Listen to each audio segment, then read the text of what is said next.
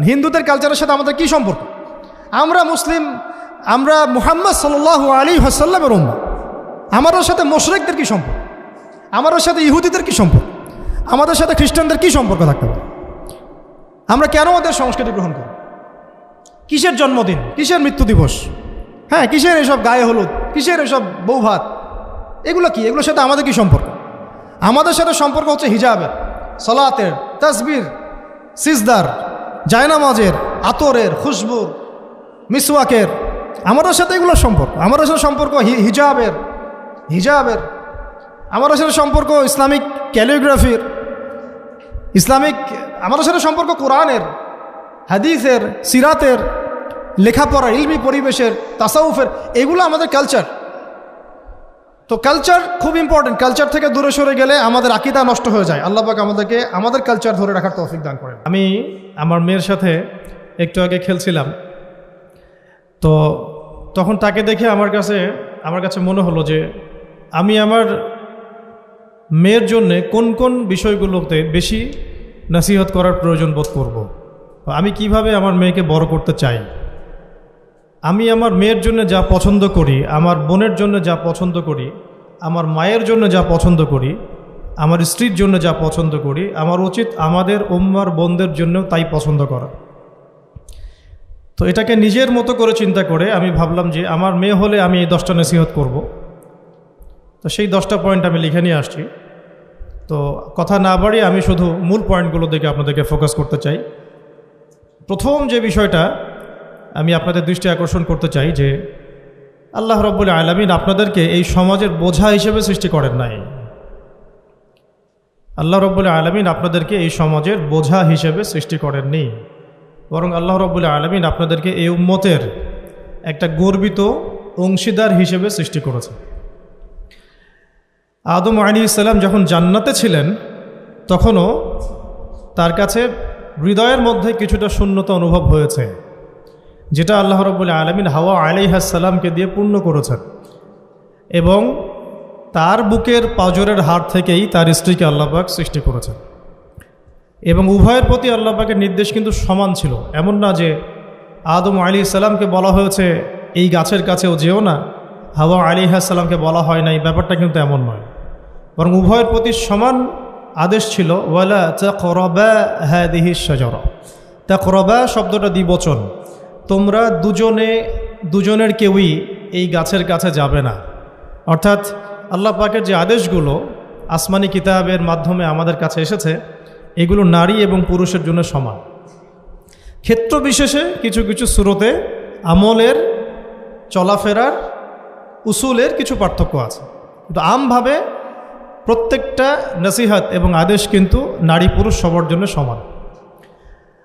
আমরা যদি চাই যে বাংলাদেশের মাটিতে দিন প্রতিষ্ঠা করতে, তাহলে শুধুমাত্র পুরুষদের ভূমিকা যথেষ্ট না, কোশ্চিনকালও যথেষ্ট না। কারণ প্রত্যেকটা পুরুষই কোনো না কোনো মায়ের সন্তান, কোনো স্ত্রীর স্বামী, কোনো বোনের ভাই, অথবা কোনো মেয়ের বাবা।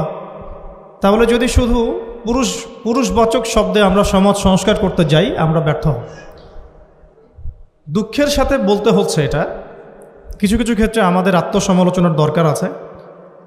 আমরা পুরুষদের মধ্যে যে পরিমাণ মেহনত করছি এবং করার পরিকল্পনা করছি, তার 50% আমরা মেয়েদেরকে নিয়ে ফিকির করছি না।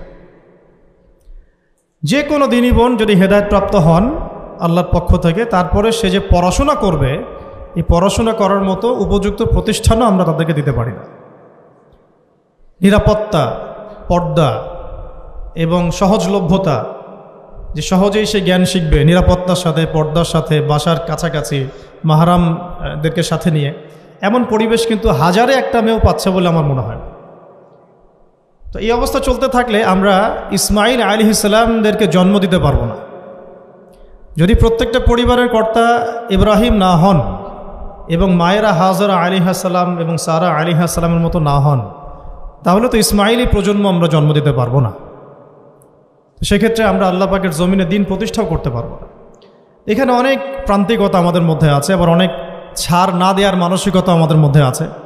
যেমন আমি এখন আপনাদেরকে যেভাবে নসিহত করছি, তো প্রিয় দিনী বোনেরা, আমি আপনাদেরকে যে কয়েকটা পয়েন্ট টাচ করতে চাচ্ছিলাম। তার প্রথমটা হচ্ছে নোট করে নেবেন, এগুলো বাসায় পরবর্তীতে আপনারা এগুলো নিয়ে আলোচনা করতে পারবেন বা এটা নিয়ে আরও বিস্তারিত পড়াশোনা করতে পারবেন। যে দেখুন, সহজ কথা কি যে আমরা নারী পুরুষ সবাই দুনিয়াতে এসেছি, হয়তো 50, 60, 70, 100 বছর আপনি আমি বাঁচব, এবং এরপরে কিন্তু আমাদেরকে একটা জার্নি শুরু করতেই হবে। এখন আমাদের সহজ কথা কি? সহজ কথা হচ্ছে আমাদেরকে দুনিয়াতে আল্লাহ পাকের দাসত্ব করতে হবে, পরিপূর্ণ ইসলাম পালন করতে হবে, এবং আল্লাহ পাকের জমিনে তার দিনটাকে প্রতিষ্ঠার চেষ্টা করতে হবে। এছাড়া তো আমাদের কোনো কাজ নাই পৃথিবীতে আমাদের কাজটা কি আসলে? এই পৃথিবীতে আমাদের কাজটা কি? 1 নাম্বার হচ্ছে আল্লাহ পাককে চিনতে শেখা, আল্লাহ পাকের সামনে আত্মসমর্পণ করা, তার নবীর সুন্নতগুলো মেনে চলা, হালাল খাওয়া, একটা আদর্শ পরিবার গঠন করা, সন্তানদেরকে মানুষ করা, দিনের দাওয়াতের কাজ করা, এবং দিনটাকে আল্লাহর জমিনে প্রতিষ্ঠার চেষ্টা করা। এছাড়া কি আমাদের কোনো কাজ আছে পৃথিবীতে? বাকি যে কাজগুলো সেগুলো আনুষঙ্গিক, এবং সেগুলো ইবাদত হিসেবে গণ্য হবে যদি আল্লাহর জন্য হয় এবং রাসূলের তরিকায় হয়। যেমন কেউ যদি ঘুমায়, ঘুমানোর কাজটাও তো ইবাদত, যদি সেটা রাসূলের তরিকা মোতাবেক হয়। সিম্পল। খাওয়া দাওয়া করা, আমরা আমাদের চাহিদায় খাই, কিন্তু এটাও ইবাদত হিসেবে গণ্য হবে যদি খাওয়ার সুন্নাতটা আমরা ঠিকমতো আদায় করতে পারি। তাহলে প্রতিটা কাজই সুন্নাত এবং ইবাদত হবে যদি আমরা সেটা তরিকা ঠিক রাখি। মূল কাজগুলো কি? মূল কাজগুলো হচ্ছে যে, আবার বলতেছি, মূল কাজগুলো হচ্ছে 1, এই পৃথিবীতে আল্লাহকে চেনা, আল্লাহকে চিনতে শেখা। 2, আল্লাহ রাব্বুল আলামিনের সামনে শর্তহীন আত্মসমর্পণ, শর্ত সাপেক্ষে না, একদম নিঃশর্ত আত্মসমর্পণ। 3, আল্লাহ পাকের সমস্ত হুকুম আহকামগুলো মেনে চলা। 4, রাসূলুল্লাহ সাল্লাল্লাহু আলাইহি ওয়াসাল্লামের আদর্শ প্রত্যেকটা কাজে বাস্তবায়ন করা, সুন্নতের উপর থাকা। 5, হালাল খাওয়া। 6, আদর্শ পরিবার গড়ে তোলা। 7, সন্তান প্রতিপালন। 8, সৎ কাজে আদেশ। 9, অসৎ কাজে নিষেধ। 10, আল্লাহ পাকের এই জমিনের মধ্যে দিনটাকে প্রতিষ্ঠার চেষ্টা করা, যার যা সামর্থ্য আছে তাই দিয়ে। কেউ জান দিয়ে করবে, কেউ মাল দিয়ে করবে, কেউ কথা দিয়ে করবে, কেউ লিখনি দিয়ে করবে, কেউ প্রয়োজনে আল্লাহর পথে জিহাদ করবে, কেউ প্রয়োজনে শহীদ হবে, যার যেটা সুরত সে সেভাবে করবে। এছাড়া কি দুনিয়াতে আমাদের কোনো কাজ আছে? এই কাজগুলোর মধ্যে, এই কাজগুলোকে যদি আমরা বাস্তবায়ন করতে পারি তাহলে দুনিয়াতেও সফল হব ইনশাআল্লাহ, পরকালেও জান্নাতে যাব ইনশাআল্লাহ। এই তো, এই কাজগুলো যদি আমরা বাস্তবায়ন করতে পারি দুনিয়াতেও সফল হব ইনশাআল্লাহ এবং পরকালেও জান্নাতে যাব ইনশাআল্লাহ। এক্ষেত্রে এই গন্তব্য হাসিল করার জন্যে যে কাজটা সবার আগে দরকার, এতক্ষণ যেগুলো বললাম, এই গন্তব্যটা হাসিল করার জন্য সবার আগে যে কাজটা দরকার সেটা হচ্ছে সেটা হচ্ছে শরিয়াতের একটা ন্যূনতম জ্ঞান অর্জন করা।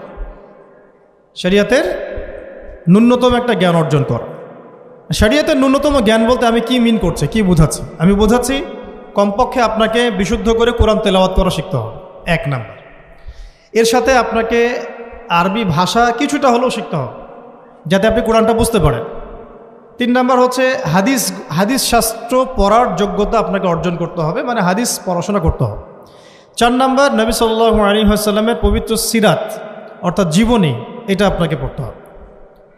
মনে থাকবে তো? লিখে নেন। 5 নাম্বার হচ্ছে, 1 নাম্বার কি বলেছিলাম? বিশুদ্ধ কোরআন তিলাওয়াত। তারপরে বলেছি আরবি ভাষা শিক্ষা করা। তারপরে বলেছি হাদিস পাঠ। তারপরে বলেছি সিরাত পাঠ। 5 নাম্বার হচ্ছে আকীদা বিশুদ্ধ করা। আকীদা বিশুদ্ধ করা। আকীদার অনেক কিতাব আছে এবং আকীদার আর অনেক দার্সও আছে, এটা নিয়ে আমরা পরে আলোচনা করব ইনশাআল্লাহ। 6 নাম্বার হচ্ছে আপনার ইসলামের ইতিহাস পড়াশোনা করতে হবে, ইসলামের ইতিহাসটা পড়াশোনা করতে হবে। 7 নাম্বার হচ্ছে ইসলামিক অর্থনীতি পড়াশোনা করতে হবে, ইসলামী অর্থনীতির জ্ঞান রাখতে হবে। 8 নাম্বার ইসলামিক পারিবারিক জীবন ব্যবস্থার জ্ঞান অর্জন করতে হবে, ইসলামিক পারিবারিক জীবন ব্যবস্থার জ্ঞান অর্জন করতে হবে। 9 নাম্বার সন্তান প্রতিপালন কিভাবে করতে হয়, ইসলামিক প্যারেন্টিংয়ের জ্ঞান অর্জন করতে হবে। 10 নাম্বার হচ্ছে যে ফিকহের জ্ঞান অর্জন করা। ফিকহ মানে হচ্ছে তুলনামূলক যে মাসলা মাসাইলগুলো না জানলে আমরা আমল করতে পারবো না, এই মাসলা মাসাইলগুলো জেনে নেওয়া, যেটাকে আমরা বলি যে ফরজে আইনের জ্ঞান, ফরজে আইনের জ্ঞান। তাহলে এখানেও 10টা পয়েন্ট বের হয়ে আসলো, তাই না? তাহলে আমার সাথে একটু রিপিট করেন। প্রথমে বলেছি ইলম অর্জনের ক্ষেত্রে আপনাকে কোরআনের আগে কোরআন দিয়ে শুরু করতে হবে। মানে কোরআন যিনি তেলাওয়াত করতে পারেন না তিনি হতভাগা। মুসলিম পরিবারে জন্মগ্রহণ করেও যিনি কোরআন তেলাওয়াত করতে পারেন না, আমি মনে করি না এই পৃথিবীতে তার চেয়ে হতভাগা কেউ আছে, আমি মনে করি না। মানে কোরআনের সাথেই সম্পর্ক নাই, মানে আল্লাহর কিতাবই সে তেলাওয়াত করতে পারে না, তো সে এই পৃথিবীর সম্পদ নয় বরং বোঝা। আল্লাহ পাক আমাদের সবাইকে আল্লাহর কিতাব শেখার তৌফিক দান করেন। এক নাম্বার, এখান থেকে শুরু হবে পড়াশোনা। আগেই একটা আদনান ভাইয়ের বই নিয়ে নিলাম, আগে একটা অমুক স্কলারের বই নিয়ে নিলাম, আগে একটা তমুক স্কলারের বই নিয়ে নিলাম, এভাবে পড়াশোনা শুরু করতে হয় না। পড়াশোনা শুরুটাই হবে আপনার কোরআন থেকে, সব বন্ধ, আগে কোরআন তেলাওয়াত থেকে শুরু করতে। তারপরে আপনি আরবি ভাষায় আসবেন, হাদিস পড়বেন, সিরাত পড়বেন, ইতিহাস পড়বেন, অর্থনীতি পড়বেন, আস্তে আস্তে পড়বেন। এভাবে ফিকহের জ্ঞান, আকিদার জ্ঞান, সন্তান প্রতিপালন, ইসলামিক এই জীবন ব্যবস্থা বা পারিবারিক জীবন ব্যবস্থার জ্ঞানগুলো অর্জন করা। তো ইনশাআল্লাহ আমরা এই জ্ঞানগুলো অর্জনের চেষ্টা করবো তো ইনশাআল্লাহ। এখন কঠিন প্রশ্ন হচ্ছে, এখন আমি তো বললাম একটা তাত্ত্বিক কথা বললাম, এখন আপনিও জানেন আমিও জানি, এইটা আপনি এখন কিভাবে করবেন, কিভাবে করবেন, সম্ভব কি না আপনার পক্ষে?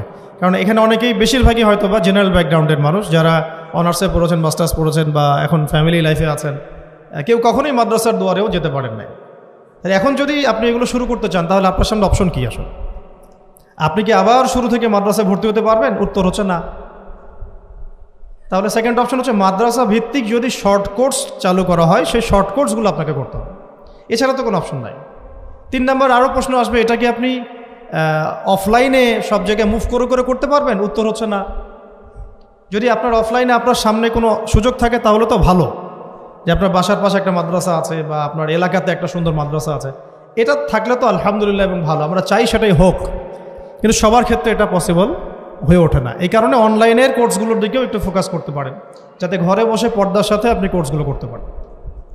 4 নম্বর পয়েন্ট হচ্ছে, এই কোর্সগুলো করলেই আবার সব শেখা যায় না, কারণ অনলাইনের কোর্সগুলো তো আপেক্ষিক, এগুলো সব সামনাসামনি বসে তো পড়ানো হয় না, এই কারণে ইফেক্টটা আসে না। এই যে সামনে বসে লেকচার দিচ্ছে, এটার যে ইম্প্যাক্ট, এটা অনলাইন লেকচার শোনার ইম্প্যাক্টটা সেম না কখনো। এই জন্য আমরা সবসময় বলি যে ওস্তাদদের সামনে গিয়ে দার্স নেওয়া আর কি, এই সুযোগটা তো সবাই সব মেয়ে পাচ্ছেন না। এই জন্য আমরা আপনাদের প্রতি আহ্বান করব এবং আমরাও উদ্যোগ নেওয়ার চেষ্টা করব, যাতে প্রত্যেকটা বিভাগীয় শহরে, অ্যাটলিস্ট প্রত্যেকটা বিভাগীয় শহরে মেয়েদের জন্য একটা স্বনামধন্য একটা আদর্শ দিনী মার্কাজ প্রতিষ্ঠা করা যায়, যেখানে অফলাইনে আমাদের দিনী বোনরা এসে সপ্তাহে 2 দিন 3 দিন দিন শিখবেন। এতে ইনশাআল্লাহ 1 বছর অনলাইনে পড়ার চাইতে বেশি ফায়দা হবে ইনশাআল্লাহ। কিন্তু এই কাজটা আমার একার পক্ষে করা সম্ভব না, ওনার একার পক্ষে করা সম্ভব না। উনি বললাম এটা নিয়ে আবার ঝগড়া করতে পারে, আমাদের উস্তাজার একার পক্ষে করা সম্ভব না, আমাদের প্রিয় উস্তাজার একার পক্ষে করা সম্ভব না, ঠিক আছে? তো এটা আবার আমাদের সবাইকেই হাত লাগাতে হবে। আমার কাছে এত অর্থ সম্পদ নাই, আমার কাছে কোনো জায়গা জমিও নাই, থাকলে আমরা আল্লাহর রাস্তা ফি সাবিলিল্লাহ দিয়ে দিতাম। যাদের কাছে আছে তারা এগিয়ে আসেন, প্রতিষ্ঠান গড়ে তোলেন, প্রত্যেকটা এলাকায় এলাকায় একটা করে মেয়েদের মার্কাজ গড়ে তোলেন, টিচারদেরকে আমরা ট্রেন করে দেবো ইনশাআল্লাহ, সিলেবাস আমরা দিয়ে দেবো ইনশাআল্লাহ, মুআল্লিমা আমরা পাঠাবো ইনশাআল্লাহ। একটা এলাকার বোনদেরকে যেন বাইরে যেতে না হয়, সে এলাকার মধ্যেই তারা 100 জন 50 জন বসে বসে দিন শিখবে। সম্ভব না এটা করা? অনেক আগেই সম্ভব ছিল এবং জরুরিও ছিল, কিন্তু আমরা অন্যদিকে বেশি ফোকাস করছি। মেয়েদেরকে সত্যি এখানে আমরা অবহেলার মধ্যেই রেখেছি। এখন আমার মেয়ে হয়েছে বলে আমি খুব কনসিয়াস যে আমি এখন মেয়ে নিয়ে কী করবো, আমার মেয়েকে আমি কীভাবে বড় করব। এখন তো আমি মেয়েকে পড়তে অন্য কোথাও পাঠাবো না, কারণ সিকিউরিটি কনসার্ন। আমি আমার মেয়েকে কোথাও মেসে থাকতে দিব না, সিকিউরিটি কনসার্ন, এবং আমাদের গায়রতের খেলাফ, ব্যক্তিত্বের খেলাফ।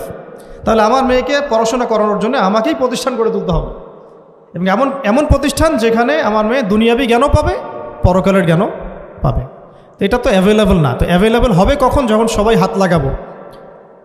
দেখেন, আমি একটা হাদিস মনে করে দিই আপনাদেরকে, এটা বলতে চাচ্ছিলাম না কিন্তু বলছি।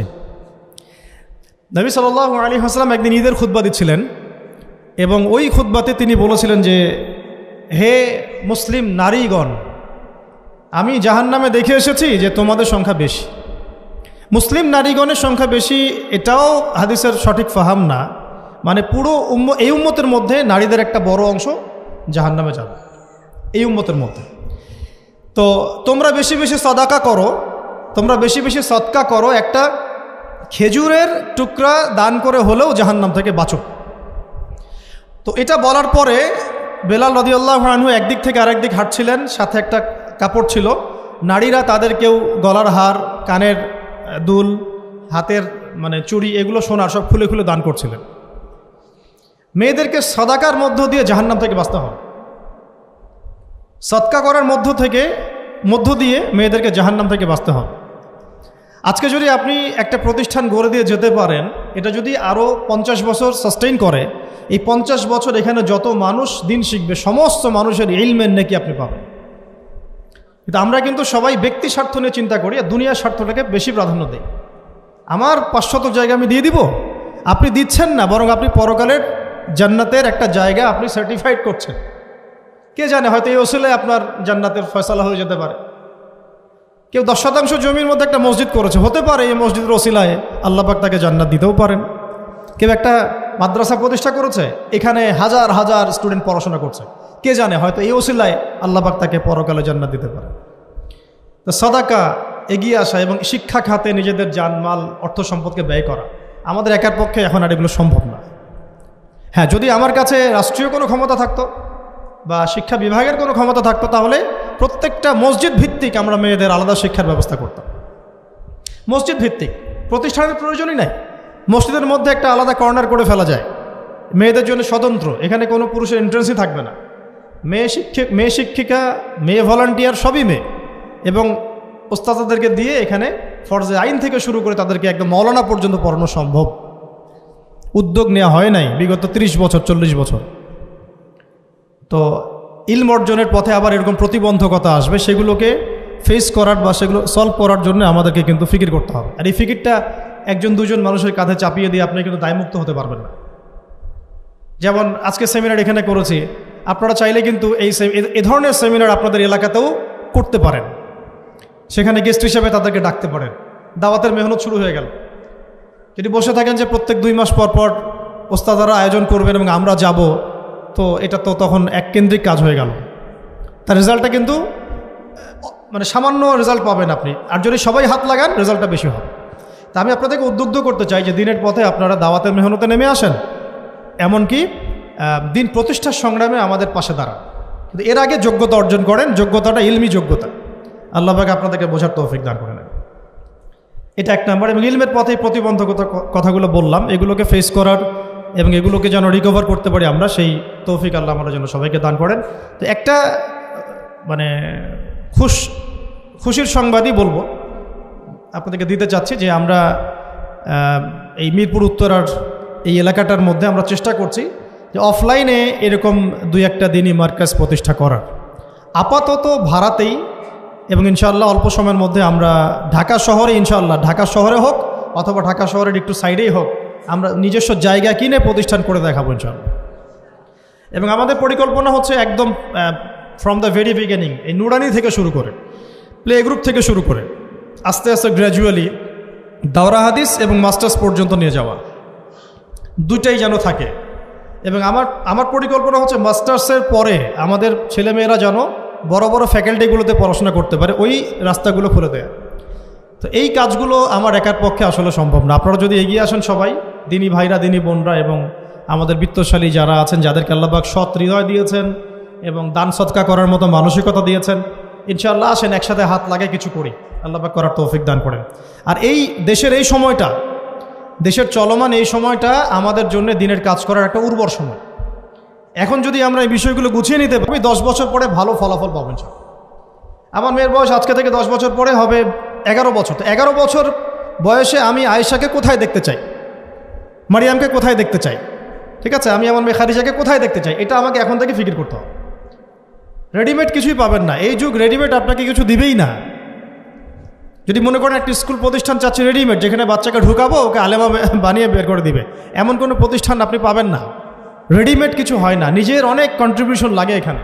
শুধু প্রতিষ্ঠান, শুধু কিতাব কখনোই একজন ব্যক্তির ভবিষ্যৎ গড়তে পারবে না। শুধু প্রতিষ্ঠান, শুধু কিতাব পারবে না।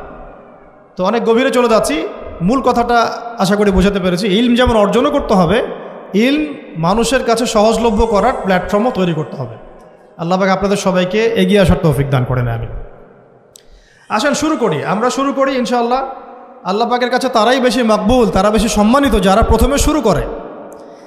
যদি আমরা এরকম 5টা প্রতিষ্ঠান করে ফেলি ঢাকায়, তখন দেখবেন দিনী বোনের অভাব নাই। অনেক হাজার হাজার বোন আসতেন সেমিনারে, কিন্তু তারা আসছেন কখন? যখন এটা রেডি হয়ে গেছে তখন। আর আপনারা এসেছেন কখন? যখন কিছুই ছিল না তখন। তো এটা লা ইয়াজতামিআন, এটা কখনো সমান হবে না। তো আল্লাহ পাক আমাদেরকে অগ্রজ হওয়ার তৌফিক দান করে নেন। তো ইলমের সাথে 2 নম্বর যে পয়েন্টটা নোট আউট করবেন সেটা হচ্ছে বেশি বেশি আমল করা। আমলবিহীন ইলমের কোনো মূল্য নাই। আমলবিহীন ইলমের কোনো মূল্য নাই। এখন আমল করাটা কি খুব কঠিন? আমি আপনাদেরকে আমার ওস্তাজের একটা কথা বলি। আমার ওস্তাজ আমাদেরকে শিখিয়েছেন, বলেছেন যে আমল প্রতিদিন করা, অল্প হলেও প্রতিদিন করা। প্রতিদিন আপনি 10 পারা পড়তে পারবেন না হয়তো, ঠিক আছে 2 পৃষ্ঠা পড়েন। প্রতিদিন আপনি হয়তো 20টা হাদিস পড়তে পারবেন না, 2টা হাদিস পড়েন। প্রতিদিন হয়তো আমরা তাহাজ্জুদ, চাশত, আওয়াবিন, ফরজ, সুন্নাহ সব একসাথে হয় না, তাই না? তো ঠিক আছে, আপনি 8 রাকাত করে পড়তে পারছেন না, 2 করে না হয় পড়েন। 2 রাকাত তাহাজ্জুদ পড়েন, তাহাজ্জুদের হক আদায় হয়ে গেল। সকালে 2 রাকাত নামাজ পড়ে নেন, চাশতের হক আদায় হয়ে গেল। এইভাবেই মানে কথা হচ্ছে যে আমল করা, নিয়মিত করা, যদিও সেটা অল্প হয়, এটা কিন্তু কঠিন কিছু না। আল্লাহ পাক যার জন্য সহজ করে দেন তার জন্য সহজ। অজু করে ওয়াশরুমে গিয়েছেন, অজু করে ফেলেন, অজু দিয়ে 2 রাকাত নামাজ পড়ে ফেলেন। চলতে ফিরতে, আপনারা তো ঘরের কাজে বেশি ব্যস্ত থাকেন, চলতে ফিরতেই সুবহানাল্লাহ, আলহামদুলিল্লাহ, লা ইলাহা ইল্লাল্লাহ, আল্লাহু আকবার পড়তে থাকেন, আস্তাগফিরুল্লাহ ওয়া আতুবু ইলাইহি পড়তে থাকেন, দরুদ শরীফ পড়তে থাকেন। এমন না যে ঘটা করে সবসময় আমলে বসতে হবে, এটা জরুরি না। প্রতিটা কাজের সাথে আমল আছে। তো সবচেয়ে ইম্পর্টেন্ট আমলগুলো হচ্ছে নামাজ, ফরজ নামাজটুকু, এর সাথে আমি বলবো কোরআন তেলাওয়াত, তাহাজ্জুদ, এর সাথে বলবো যে আদব রক্ষা করা, আখলাক ঠিক রাখা। আদব রক্ষা করা, আখলাক ঠিক রাখা। একজন মহিলার এক্সাম্পল দিব, বেসিক্যালি এটা 2 জন মহিলার এক্সাম্পল, তো আমি একজনের কথা বলছি।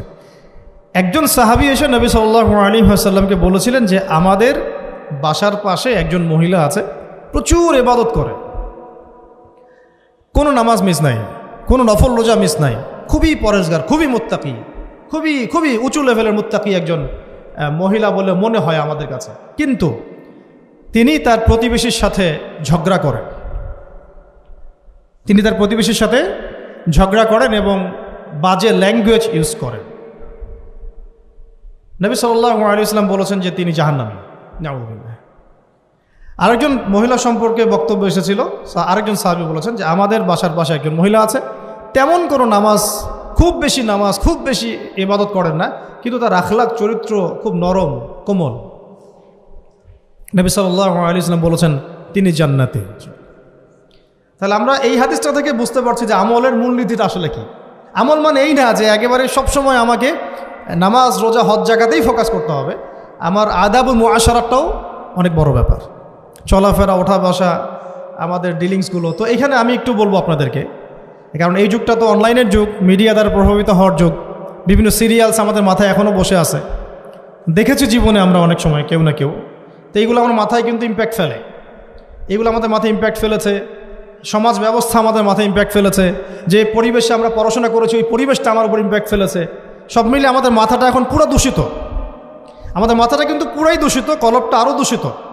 এইখানে যে বিষয়গুলো ফোকাস করা দরকার, যে পিতা মাতার সাথে একদম কোমল হয়ে যান, ছেড়ে দেন, নিজের অধিকারে না আসলেও ছেড়ে দেন, পিতা মাতার সাথে কোমল হয়ে যান। পিতা এবং মাতা আপনার জান্নাত জাহান্নামের মাধ্যম।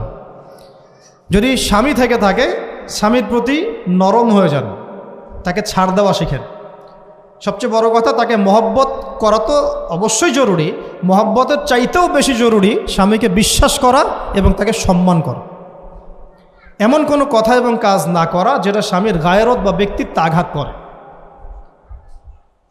আমি পয়েন্টটা হয়তো বোঝাতে সক্ষম হয়েছি। ভালোবাসা অনেক গুরুত্বপূর্ণ বিষয়, ঠিক আছে, কিন্তু ভালোবাসা শুধুমাত্র একমাত্র গুরুত্বপূর্ণ বিষয় নয়। আরও গুরুত্বপূর্ণ বিষয় হচ্ছে বিশ্বাস, সম্মান এবং আনুগত্য।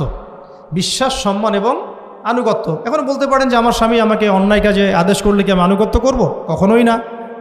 যখন স্বামী আপনাকে কোরআন সুন্নাহর দিকে আপনাকে ধাবিত করবেন, তখন আপনি তার আনুগত্য করতে বাধ্য, এবং এটা আপনার জান্নাতে যাওয়ার মাধ্যম বটে। এই হাদিসটা খুব ভালো করে মনে রাখতে হবে যে এই পৃথিবীতে কেউই আল্লাহ পাকের পরে সিজদা পাওয়ার যোগ্য না। এমনকি নবীদেরকেও আল্লাহ পাক সিজদা করতে বলেন নাই, কিন্তু সেই নবী আমাদেরকে কিন্তু বলেছিলেন যে যদি আল্লাহ পরে কাউকে আমি সিজদা করতে বলতাম তাহলে আমি স্বামীদেরকে সিজদা করতে বলতাম। এটাকে তসলিমা নাসরিন স্টাইলে বুঝলে হবে না। ওরা এটাকে এইভাবে নিবে যে ইসলাম মেয়েদেরকে দাসত্বের শৃঙ্খলা আবদ্ধ করতে চাচ্ছে, হ্যাঁ, আত্মস্বাধীনতা দিবে না ইত্যাদি। আমরা দেখব পরকালে আমি জান্নাতে যেতে পারছি কিনা। আল্লাহ পাকের হুকুমের চাইতে আমার কাছে কোনো যুক্তি বড় নয়।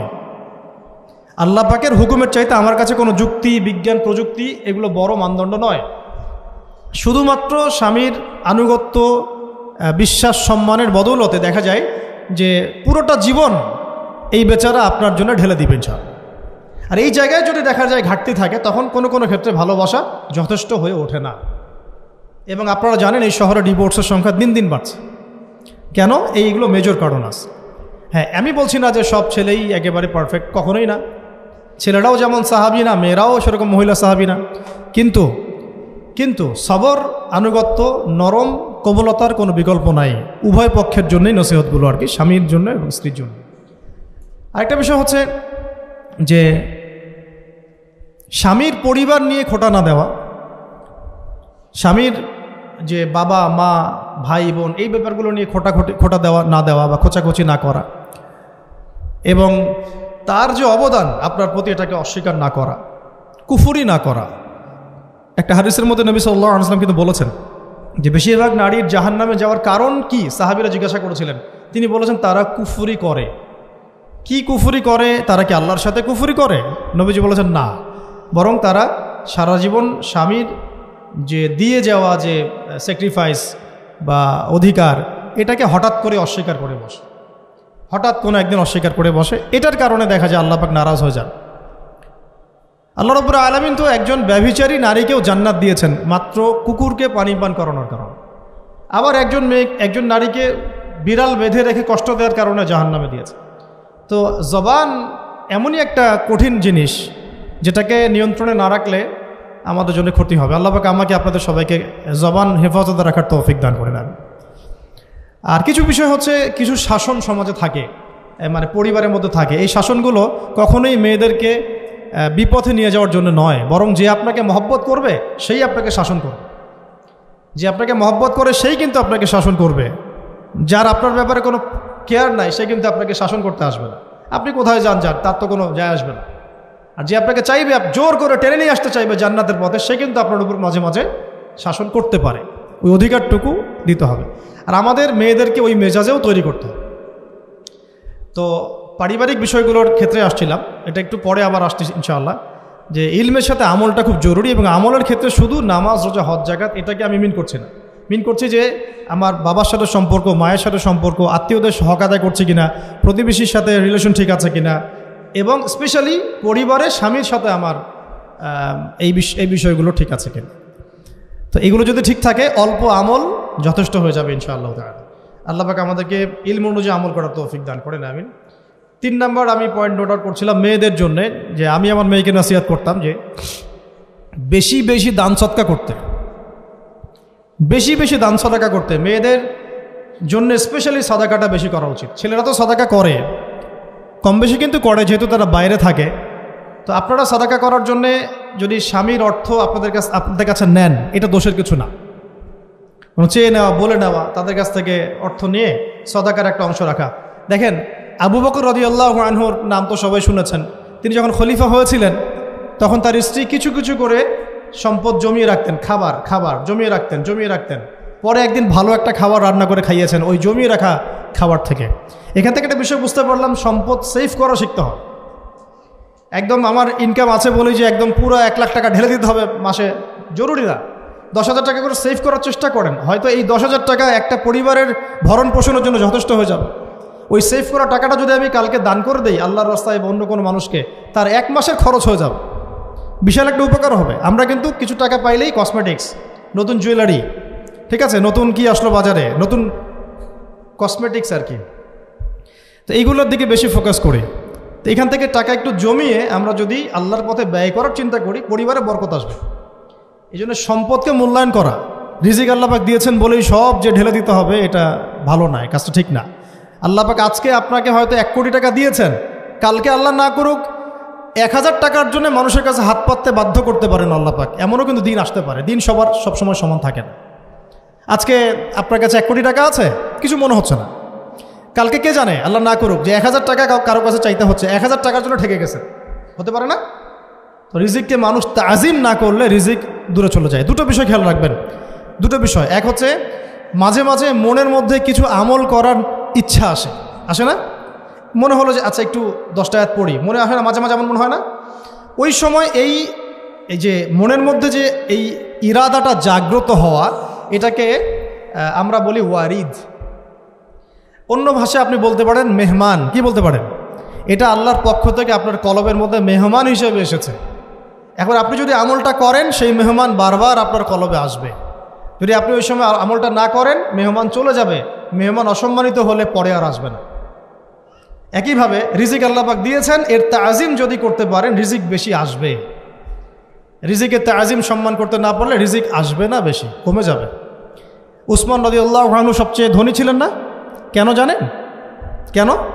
এটা কি জানেন কেন ধনী ছিলেন? একে তো তিনি প্রচুর দান সদকা করতেন, এটা তো আপনারা জানেনই।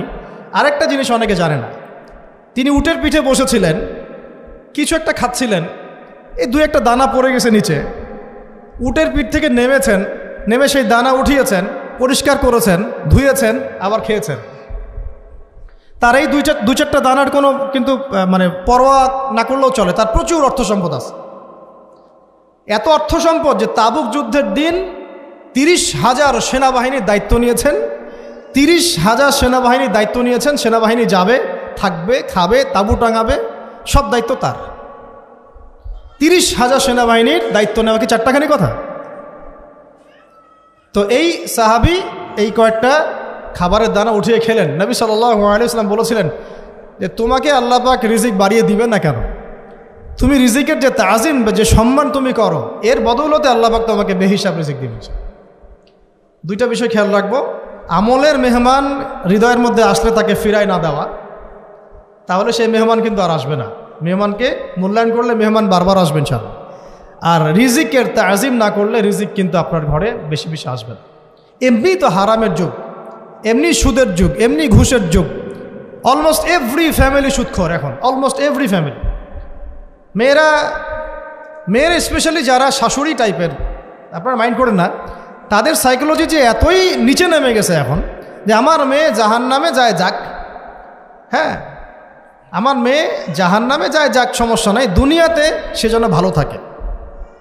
এটা কেন বললাম? একটা সুদখোরের ঘরে তুলে দিতে সে দ্বিধাবোধ করতেছে না, একটা দুর্নীতিবাজের ঘরে তুলে দিতে দ্বিধাবোধ করতেছে না, একটা ঘুষখোরের ঘরে তুলতে দ্বিধাবোধ করতেছে না, হ্যাঁ একটা মানে কি বলবো মাদকসেবী, ড্রাগ অ্যাডিক্টেড বা এই যে আর কি বলবো ফাসেক জালেম, এই ধরনের ঘরে উঠাই দিতেও সে দ্বিধাবোধ করছে না। 5তলা বাড়ি চাই আমার মেয়ে 5তলা বাড়ি থেকে সুখে থাকবে। এই যে সুখের ডেফিনেশন এখানে দিয়েছেন আপনারা। এই জন্য কত হাজার হাজার মেয়ের জীবন নষ্ট করে দিয়েছেন আপনারা। আমার কথা মাইন্ড করে না, হাজার হাজার মেয়ের জীবন মায়েরা নষ্ট করে দিয়েছে, শুধুমাত্র মেয়েদের দুনিয়াবী সুখ এর সংজ্ঞাটা বুঝতে ভুল করার কারণে। এর নাম যদি সুখী হইতো তাহলে অমুসলিমরা সুখী না কেন? পশ্চিমারা সুখী না কেন? ওরা আত্মহত্যা করে কেন? এইভাবে মেয়েদের জীবন নষ্ট করেছে। অথচ অল্প যদি হালাল রিজিকও হতো, আল্লাহ পাক তাকে বরকত দিতেন, সুখে থাকতো। তা আল্লাহ পাক আপনাদেরকে রিজিকের মূল্য বোঝার, তাজিম করার তৌফিক দান করেন, আমিন। তো অনেক ভিতরে ভিতরে চলে যাচ্ছে আমি, সময় আমাদের হাতে আরও শর্ট হয়ে আসতেছে। তো এখানে একটা কথা বলে দিব যে রিজিকের প্রসঙ্গ যেহেতু আসছে, যে হালাল খেতে হবে আমাদেরকে, হারামের দ্বারস্থ হওয়া যাবে না। আপনার স্বামী যদি হারাম খায়, আপনি স্বামীকে বুঝান, তাকে ওই চাকরি ছেড়ে দিতে আপনি উৎসাহিত করেন। আমি আপনাদেরকে একটা অনেস্টির সাথে একটা কথা বলি, যত এই যে প্রশাসনে যত ঘুষখোর আছে, ঠিক আছে, যত দুর্নীতিবাজ আছে, যত মাদকসেবী আছে, মাদকের ব্যবসায়ী আছে, যত সুদখোর আছে, এরা সবাই কেন এই খারাপ কাজগুলো করে জানেন? তার স্ত্রীকে ভালো রাখার জন্যে, তার মাকে ভালো রাখার জন্যে, তার সন্তানদেরকে ভালো রাখার জন্য। তাহলে স্ত্রী হিসেবে, সন্তান হিসেবে, মেয়ে হিসেবে আপনি বলবেন যে আমাদের এইসব ভালোর দরকার নাই আব্বু, হে আমার প্রিয় স্বামী, আমার এসব ভালোর দরকার নাই, হে আমার ছেলে, আমার এসব ভালোর দরকার নাই, তুই হালাল পথে থাক, ওইখানে তুই আমাকে ডাল ভাত খাওয়া, আমি খুশি আছি। এইভাবে আপনারা তাদেরকে মোটিভেট করেন, দেখবেন সমাজে হারাম কমে গেছে ইনশাআল্লাহ। আর হারাম খাওয়া এই ছেলে মেয়েগুলোও কিন্তু মানুষ হবে না। হারাম খাওয়া যে ছেলে মেয়েগুলো রক্ত মাংস করে উঠছে, এরাও কিন্তু মানুষ হবে না। আল্লাহ পাক আমাদেরকে হালাল খাওয়ার তৌফিক দান করেন, এবং হালালের জন্য আপনাদের ভূমিকা অনেক বেশি। আমরা উত্তরবঙ্গ সহ দেশের বিভিন্ন জায়গায় সফর করে যেটা দেখেছি, যত সুদী এনজিও আছে না, এনজিওগুলোর মধ্যে মহিলাদের নামই বেশি, জানেন? মহিলাদের নাম বেশি সুদী এনজিওতে। তো এই দাওয়াতগুলো আমরা মা বোনদেরকে দিতে চাই যে কোন অবস্থাতে যেন হারাম রিজিকের দিকে আপনারা না ধাবিত হন, এবং রিজিকে তাজিম করেন, পরিবারের মধ্যে হৃদ্যতা ভালোবাসা বজায় রাখেন, একে অপরকে বিশ্বাস সম্মান এবং শ্রদ্ধা করেন। ইনশাআল্লাহ তাআলা আপনাদের পরিবারও সুখী হবে, রিজিকও সুন্দর হবে এবং রিজিকে বরকত হবে ইনশাআল্লাহ। এরপরে আমি আর দু একটা পয়েন্ট নোট করেছি, বলে শেষ করে দিচ্ছি যে এটা স্পেশালি আমি আমাদের ওইসব দিনই বোনদেরকে বলতে চাচ্ছি যে বোনেরা এখনও বিয়ে শাদী করেন নাই। সেটা হচ্ছে যে বিয়ে করার আগেই দিনের বেসিক লেখাপড়া শেষ করেন। এত পাগল হওয়ার দরকার নেই। চরিত্র হেফাজত হচ্ছে না, রোজা রাখেন, ঠিক আছে? দিনই পড়াশোনা আগে শেষ না করে বিয়ে করতে যায় না। বহু আলেমা যারা মাদ্রাসা লাইনের ছাত্রী ছিল, দিনই পড়াশোনা শেষ না করে বিয়ে পিড়িতে বসার কারণে কেরিয়ার ধ্বংস হয়ে গেছে। বিয়ে পরে করেন, আগে পড়াশোনাটা, তুলনামূলক পড়াশোনাটাকে শেষ করে নেন। তুলনামূলক পড়াশোনা শেষ করতে 18 থেকে 20 বছর বেশি লাগে না। যদি আপনি শুরু থেকে শুরু করেন, একদম 18 থেকে 20 বছর হতে হতে আপনার পড়াশোনা মোটামুটি শেষ হয়ে যাবে। আর যে সাবজেক্টগুলো বললাম আমি, ওইগুলোই বেসিক পড়াশোনা। এখন এটা হয়তো সবার ভাগ্যে নসিব নাও হতে পারে, সেক্ষেত্রে বিকল্প অপশন আমরা যাব। কিন্তু আগে মূলনীতি হচ্ছে একটা লেভেল পর্যন্ত পড়াশোনা করার পরেই বিয়ে করেন, কারণ বিয়ের পরে আপনার যত রেসপন্সিবিলিটি আসবে, এটা তখন পড়াশোনা মেনটেন করা এতটাও সহজ না, প্রায় অসম্ভবের পর্যায়ে পড়ে যায়। আর দু একটা বাচ্চা কাচ্চা হয়ে গেলে তো তখন আর কোনো কথাই নেই।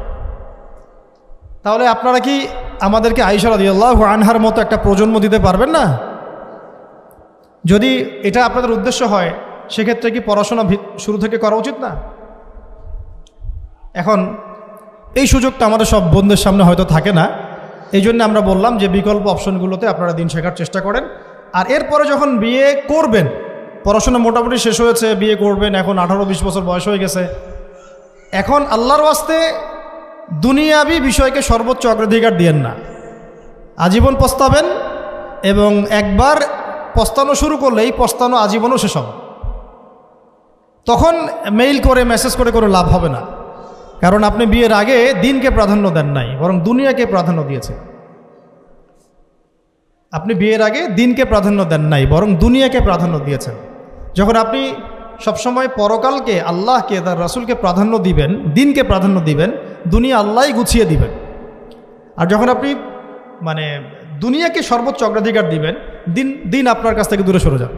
দিনের একটা গায়রত আছে, একটা ব্যক্তিত্ব, দিনের একটা স্বতন্ত্র গায়রত আছে, সে সবার কাছে ধরা দেয় না। যে তাকে মূল্যায়ন করে তার কাছেই দিন আসে, যে তাকে মূল্যায়ন করে না তার কাছে দিন আসে না। তো দিনদার ছেলেকে প্রাধান্য না দিয়ে বিয়ে করতে যায় না, জীবনটা ধ্বংস হয়ে যায়। হ্যাঁ, আমি বলছি না দিনদার ছেলে মাদ্রাসাতেই থাকে না, ইঞ্জিনিয়ার লাইনেও থাকতে পারে, ডক্টরও হতে পারে, ইঞ্জিনিয়ারও হতে পারে, কিন্তু এটা বাহ্যিকভাবে এটাকে জাস্টিফাই করাটাও ডিফিকাল্ট। কিছু ক্রাইটেরিয়া দেখে আপনি একটু আন্দাজ করতে পারেন, পুরোপুরি হয়তো কখনোই বুঝতে পারবেন না। সেটা হচ্ছে দিনের প্রতি তার ফিকির কেমন, দিন নিয়ে তার কাজ কেমন, তার লাইফস্টাইল কেমন, তার পরিবার কেমন, কোন পরিবেশে সে বড় হয়ে উঠেছে, তার একাডেমিক্যাল সার্টিফিকেট কেমন, তারপরে তার দাওয়াতের মেহনতে অ্যাক্টিভিটিস আছে কিনা, বা ব্যবসা হালাল কিনা, বা চাকরিটা হালাল কিনা, নামাজ ঠিক আছে কিনা, তার মধ্যে সুন্নাহ আছে কিনা। এগুলো কিছু বাহ্যিক সাইন, যেগুলো দেখে আমরা একটা আইডিয়া নিতে পারি। তারপরেও বলবো যে এখানে 100% আপনি এনশিওর হতে পারবেন না, ওইটা আল্লাহ পাকের হাতে। তো ওইটাও যদি এনশিওর করতে চান, তাহলে কি করতে হবে? তাহলে নিজেকে দিনদার হতে হবে। আমি নিজে যদি ভালো দিনদার হই, তাহলে ইনশাআল্লাহ আল্লাহ পাক আমাকে দিনদার স্ত্রী দিবেন। নিজে দিনদার না, তাহলে কি রেডিমেড দিনদার ছেলে আসবে? কখনই আসবে। দোয়া করতে হবে, রব্বানা হাব লানা মিন আজওয়াজিনা ওয়া যুররিয়াতিনা কুররাতা আ'য়ুন ওয়াজআলনা লিল মুত্তাকিনা ইমামা। দোয়া করতে হবে যে রব্বি হাবলি মিনাস সালিহিন, রব্বি হাবলি মিন লাদুনকা যুররিয়াতান তাইয়্যিবা ইন্নাকা সামিউদ দুআ। এই বিষয়গুলো দেখে খেয়াল রাখবেন। আর শরীয়তের মেজাজ মাথায় রাখা। শরীয়তের মেজাজের কথাটা আজকে এই জন্য বলছি যে আমরা আমাদের দেশে যে প্রবলেমটা দেখি, ইসলামের পূর্ণাঙ্গ বিষয়গুলো মানুষ মাথায় রাখতে চায় না। ইসলামে যেমন নামাজ, রোজা, হজ, জাকাত আছে, ইসলামে কিন্তু দাওয়াত, তাবলিগ, জিহাদও আছে, তাই না? ইসলামে কিন্তু শরিয়া আইনও আছে, হুদুদ, কিসাস আছে, ইত্যাদি আছে। আমাদের সমাজে দেখেন নামাজ শব্দ পরিচিত, কিন্তু কিসাস শব্দ পরিচিত না। কিসাস মানে কয়জন জানেন যে কিসাস শব্দ অর্থ কি? অনেকেই জানে না। কিন্তু কিসাস একটা কোরআনের একটা ফান্ডামেন্টাল বিধান, যে কেউ যদি আপনার চুরি করে হাত কেটে ফেলতে হয়, কেউ যদি ব্যভিচার করে বেত্রাঘাত করতে হয়, বিবাহিত হলে রজম করতে হয়, কেউ যদি মুরতাদ হয় তারও মৃত্যুদণ্ড শাস্তি আছে, কেউ শাতেমে রাসূলকে গালি দিয়েছে তারও মৃত্যুদণ্ড আছে। এরকম অনেক বিধান আছে, হুদুদ এবং কিসাস আছে। হত্যার বদলে হত্যা, চোখের বদলে চোখ, জানের বদলে জান। আমাদের সমাজে এগুলো পরিচিত না। নামাজ পরিচিত কিন্তু তাসবিহ তাহলিল পরিচিত, ঠিক আছে? এরকমই সমাজেও বহু বিবাহ এটা অপরিচিত। হ্যাঁ, আপনি একটা বিয়ে করে বাইরে 4টা 5টা 6টা মেয়ের সাথে খারাপ সম্পর্ক করলে সমাজ এটাকে প্রমোট করে, এটাকে কাছে আসার গল্প নাম দেয় আর কি। কিন্তু একটা মেয়ের পুরো জীবনের রেসপন্সিবিলিটি আপনি নেবেন হালালভাবে, তখন সমাজ আপনাকে বাঁকা চোখে দেখবে, বিতর্কিত করবে। তো আমরা এখনও ওই ইসলামের ওই মেজাজে যাইতে পারি নাই। আমার মেয়েকে বড় করার সময় এটা তার মাথায় ছোট থেকে দেওয়া উচিত যে হ্যাঁ, ইসলামে কিন্তু বহু বিবাহের ব্যাপারও আছে, ওকে ওইভাবেই ওই মেজাজেই বড় করা উচিত। এখানে আরেকটা প্রশ্ন আসতে পারে যে এটা তো ঐচ্ছিক। অবশ্যই ঐচ্ছিক, কেউ চাইলে করতে পারে, কেউ চাইলে নাও করতে পারে, সবার উপর এটা ফরজ না, কখনোই না। এবং এটাকে আমরা বড় স্কেলে এটাই সুন্নত এটাও বলতে পারবো না। ওইটা একটা নির্দিষ্ট প্রেক্ষাপটে অ্যাপ্লাই করার বিষয় ছিল। যেমন উহুদের যুদ্ধ হয়ে গেছে, অনেক মেয়ে এতিম হয়ে গেছে, এখন এই মেয়েগুলোর দায়িত্ব কে নিবে? বহু বিবাহের ব্যাপারটাতে আসলো তখন সূরা নিসার আয়াত যে তোমরা এখন পছন্দ হলে মাসনা সুলাসা রুবা করতে পারো। এটা কাউকে ফরজ করা হয় না, কারো উপরে ফরজ করা হয় না। যার সামর্থ্য আছে তোমরা করতে পারো, খালাস। ওই মেয়েগুলোর দায়িত্ব নিয়ে নেওয়া হলো রাষ্ট্রীয়ভাবে, এবং তারা সম্ভ্রম পেল, সম্মান পেল, গার্ডিয়ানশিপ পেল, তাদের সমস্ত অধিকার ফিরে পেল। এটা ইসলামের একটা বিধান আছে। একেবারে এটাকে বাদ দিয়ে এটাকে অস্বীকার করা, কুফরি করলে কিন্তু কোরআনের সাথে আপনার কুফরি হয়ে যাবে। আপনার নিজস্ব রুচিবোধ থাকতে পারে যে আমি এটাকে পছন্দ করি না, সেটা আপনার ডিসিশন, এটা কোনো সমস্যার কিছু নেই। এমনকি ইসলাম আপনাদেরকে বলেছে যে মেয়ের অনুমতি ছাড়া তাকে বিয়েও দেওয়া যাবে না। সবার নিজস্ব জায়গা থাকতে পারে, কিন্তু ইসলামের প্রত্যেকটা বিধানকে মাথায় রাখা যে এটা ইসলামের একটা অংশ। না হলে আমরা অনেক সামাজিক সমস্যার সমাধান দিতে পারবো না। বাংলাদেশে এখন 6 লক্ষ মেয়ে আছে যারা এতিম, অবিবাহিতা, বিধবা, আরও বেশি। আমরা রাষ্ট্রীয়ভাবে তাদের কোনো ব্যবস্থা করতে পারবো না, সম্ভব না। তো এইখানে মেয়েদেরকে, যেহেতু মেয়েদের মধ্যে আমি কথাগুলো বলছি, এই জন্য আমি এই কথাটা টাচ করলাম যে ইসলামের পূর্ণাঙ্গ বিষয়গুলো আমাদের মাথার মধ্যে রাখা, যে আমাদের যেন এমন কোনো বিষয়কে অস্বীকার করে না বসি যেটা আবার আমাকে ইমান থেকে বের করে দিবে। আমার নিজের আমল না হতে পারে, আমি নিজে সেটা পছন্দ না করতে পারি, বা আমার মতামত থাকতে পারে, সেটা আলাদা ইস্যুস। কিন্তু ইসলামের বিধানগুলোকে আমরা কোনোভাবে যেন ডিনাই করতে না যাই, এটা আমাদের মাথায় রাখতে হবে। আর এটা সমাজের কল্যাণের জন্যই আল্লাহ রাব্বুল আলামিনের পক্ষ থেকে একটা এখতিয়ার দেওয়া হয়েছে। আর দুটা বিষয় বলে শেষ করে দিচ্ছি, সেটা হচ্ছে ওই যে ইলমের কথা বলেছিলাম শুরুতে, এর সাথে আমি আমার ব্যক্তিগত জীবন থেকে বলছি, আর 3টা জিনিস ইলমের সাথে খুব বেশি কানেক্টেড, এটা মাথায় রাখবেন। একটা হচ্ছে আদব। একটা কি? আদব। আদব রক্ষা করতে না পারলে ইলম অর্জন করতে পারবেন না। তাই আদব রক্ষা করার জন্য আমাদেরকে ওই জেনারেল লাইনে পড়াশোনার মেজাজটা ত্যাগ করে আসতে হবে। আমরা ওইখানে যে মেজাজে পড়াশোনা করি, ওই মেজাজটা আমাদেরকে একটু কর্পোরেট হতে শেখায়। মানে আমি বেতন দিয়েছি 500 টাকা, আমি 500 টাকার ক্লাস পাইলাম না কেন, তাই না? মেজাজটা এরকম আর কি। অথচ এখানে ওস্তাদের দোয়া নেওয়ার জন্য আমাদেরকে সিরিয়ালে দাঁড়িয়ে থাকতে হবে। এটা হচ্ছে এই প্ল্যাটফর্ম, এটা হচ্ছে ওই অন্য জায়গা। এখানে একজন নবী হয়েও মুসা আলাইহিস সালাম যুগের পর যুগ হাঁটছেন এমন একজন ব্যক্তির সাক্ষাতের জন্য যিনি তার চেয়ে বেশি জ্ঞানী, তার নাম খিদর আলাইহিস সালাম, যিনি তাকে সাথে নিতে চাচ্ছেন না। তিনি বলছেন যে ইন্নাকা লান তাস্তাতিআ মাইয়া সাবরা, তুমি তো আমার সাথে ধৈর্য ধরতে পারবে না। কিন্তু মুসা আলাইহিস সালাম তারপরও চললেন, বারবার প্রশ্ন করলেন, কিন্তু শেষ পর্যন্ত সম্পর্ক কিন্তু নচ্ছেদ হয়ে গেল। মনে আছে কি? হাদিস সূরা কাহফের কথা বলছে।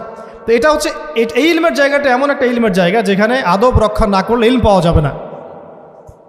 আরেকটা বিষয় হচ্ছে তাসকিয়া, ইলম অর্জন করে ওস্তাদের কাছ থেকে দোয়া নেওয়া এবং আত্মশুদ্ধি অর্জন করা, মনের মধ্যে কোনো হিংসা না রাখা। আমাদের সবার এখন মনের মধ্যে যে হিংসা দিয়ে ভর্তি, হিংসাগুলোকে ছেড়ে দেন, মন বড় করে ফেলেন, আল্লাহর জন্য ছেড়ে দেন, হিংসা ত্যাগ করেন, গীবত করা বন্ধ করে দেন, অপবাদ দেয়া তো একেবারেই নিষেধ, পরশ্রী কাতরতা ছেড়ে দেন, মনটাকে একদম খালেস করে রাখেন। একজন সাহাবী সম্পর্কে নবীজি বলছেন, এই যে এখন যে সাহাবী ঢুকবে মসজিদে ও জান্নাতি, সবাই আগ্রহ নিয়ে বসে আছে, কে এসে? হ্যাঁ ঢুকলেন জান্নাতি, পরের দিনও সেম কথা, এখন যে ঢুকবে সে জান্নাতি। সেম সাহাবি ঢুকলেন, পরের দিনও সেম কথা, এখন যে ঢুকবে সে জান্নাতি। সেম সাহাবি ঢুকলেন। এবার একজন সাহাবি কৌশল করে তার বাসায় গেলেন, দেখি তো কি আমল করে সে। তো দেখলেন তো রাত্রেবেলা তাহাজ্জুদও উঠতেছে না, এশার নামাজ পড়ে ঘুমাই গেছে, ফজরের নামাজে উঠল।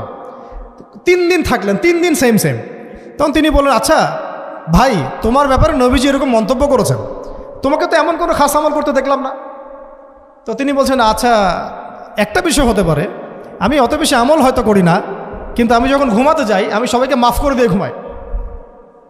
মন ফ্রেশ, মনটা থেকে সব বের করে দেওয়া, এটা তাসকিয়া, এটা ইলমের সাথে সম্পৃক্ত। আল্লাহ পাক আমাদের সবাইকে এই বিষয়গুলো বোঝার তৌফিক দান করেন। আমি আর এরপরে আমি বলবো যে সন্তান প্রতিপালনে যত্নশীল হন, কারণ এরপরে তো আমাদের অ্যাসেট তারাই। এবং মেয়েদেরকে আমি বলবো যে আপনারা বেশি বেশি সন্তান নেবেন। কে শিখাইছে একটা বাচ্চা নিতে হবে, 2টা বাচ্চা নিতে হবে? এগুলো বোগাস কথাবার্তা পশ্চিমারা শিখাইছে। আর নবী সাল্লাল্লাহু আলাইহি ওয়াসাল্লাম কি বলেছেন? আমি সেই নারীদেরকে নিয়ে গর্ব করব যেই নারীরা বেশি বেশি সন্তান জন্ম দিতে পারে। আমি আমার উম্মতের সংখ্যা নিয়ে গর্ব করব। হ্যাঁ, সবার ফিজিক্যাল কন্ডিশন এক না হতে পারে, কিন্তু এই মানসিকতাটা ত্যাগ করতে হবে যে আমার একটাই, 2টি সন্তানের বেশি নয়, একটি হলে আরও ভালো হয়। এইসব পশ্চিমা তন্ত্রমন্ত্র বন্ধ করতে হবে। ঠিক আছে, এরপরে বলবো যে মিডিয়া দিয়ে, আচ্ছা, এই সন্তান প্রতিপালনের ক্ষেত্রে একটা কথা বলে দেই যে প্যারেন্টিংয়ের অনেক বই বাজারে বের হয়েছে, প্যারেন্টিং টিপস আছে। এই প্যারেন্টিংটা নিয়ে আলাদা ইনশাল্লাহ একদিন সেশন করবো, এখানে অনেক কথা বলার আছে। সন্তান প্রতিপালন একটা শিল্প, সন্তান প্রতিপালনটা একটা শিল্প, খুব ধৈর্যের কাজ, সবরের কাজ, লেগে থাকার কাজ। সন্তানকে সময় দেওয়া, ওর খাবারের দিকে খেয়াল রাখা, ওর মানসিকতার দিকে খেয়াল রাখা, ওর ফিজিক্যাল অ্যাক্টিভিটিস দিকে খেয়াল রাখা, ওর মানে আত্মা দূষিত হয়ে যাচ্ছে কিনা এটা খেয়াল রাখা, ওর ভালো একাডেমিক পরিবেশ নিশ্চিত করা, ভালো ওস্তাদ দেওয়া, ওর সাথে মেশা, ওকে আদর করা, অনেক কিছু আছে। এটা নিয়ে ইনশাল্লাহ আমরা একদিন আরেকটা সেশন করবো ইনশাল্লাহ।